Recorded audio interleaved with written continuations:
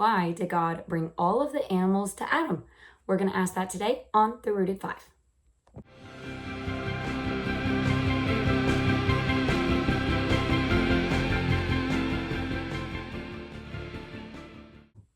Welcome to week 2, day 4. We are going to be reading through Genesis 2, only verses 18 through 20 today. Our memory verse is Genesis 2:15. The Lord God placed the man in the Garden of Eden to tend and watch over it. Again, Genesis 2:15. The Lord God placed the man in the Garden of Eden to tend and watch over it. So for day 4, starting in verse 18, then the Lord God said, "It is not good for man to be alone. I will make a helper who is just right for him." So everything has been good up until this point, everything that God has created. How was Adam being alone not a good thing? And then in verse 19, Genesis switches gears again. So the Lord God formed from the ground all the wild animals and all the birds of the sky.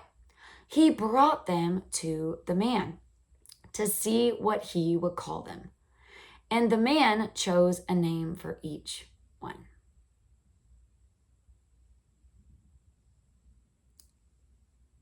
So why, question 2, did God bring all the animals to Adam? And question 3, do you think this was an easy job? Why or why not? And verse 20, he gave names to all the livestock, all the birds of the sky, and all the wild animals. But still there was no helper just right for him. So question 4, Adam named all the animals, but even after all this, what could he not find? And question 5, what makes someone a suitable helper? And for my deeper dive, kind of 2 things that you could do depending on how much time you want to take. So my first one might take a little bit more time, but it's kind of cool in verse 19 that we see God give Adam a job. It's fun to discuss with our kids that God does not need us, but he still uses us for his purposes. So did God need Adam to name all the animals? Of course not. God could have named them all, right? Or he could have had an angel name them all. But he chose to let Adam, the first man, name all of the animals. So maybe go through the Bible, or if you already know off the top of your head some other jobs that God has given people in the Bible, that might be kind of fun to see, or other tasks that God has given people in the Bible. That might be something you could look up and do a deeper dive with your kids. Something that might not be as in depth that you could do as further the discussion of this video is to talk about how men and women are different. It was a conversation that came up with my kids of talking about God's image and how even every essence and every personality of a man and every personality trait of a woman that's not sinful, right? Just something that's part of our personality is the image of God.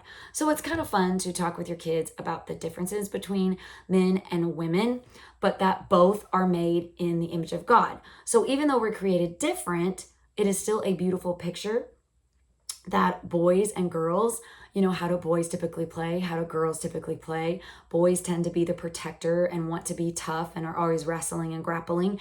And girls tend to be the nurturers and the ones that want to set up a house and play with baby dolls. Now, obviously, that's not all the time 100% true. I was a tomboy. I loved climbing trees. I loved being outside. I loved roughhousing with the boys just like the girls. However, I still would take time to set up doll houses and play with my dolls and things like that. Or I was always playing like Runaway Orphan, where I had to take care of my stuffed animals, right? Boys just tend to not play that way. So it's kind of a fun discussion to have with your kids of noticing the differences between men and women, and differences aren't bad. And both men and women are made in the image of God. We learned that last week with our memory verse. So it's kind of neat to expand that conversation to think of how God is described in the Bible. He's described as a mother that is gathering Israel under his wings like a mother hen does with her chicks. He's described as a shepherd who is big and strong and a protector, right? There's all these different ways that God is described that's part of his image that you see in both men and women. So I hope you enjoyed day 4. I will see you tomorrow for day 5, the creation of Eve. That'll be a good one.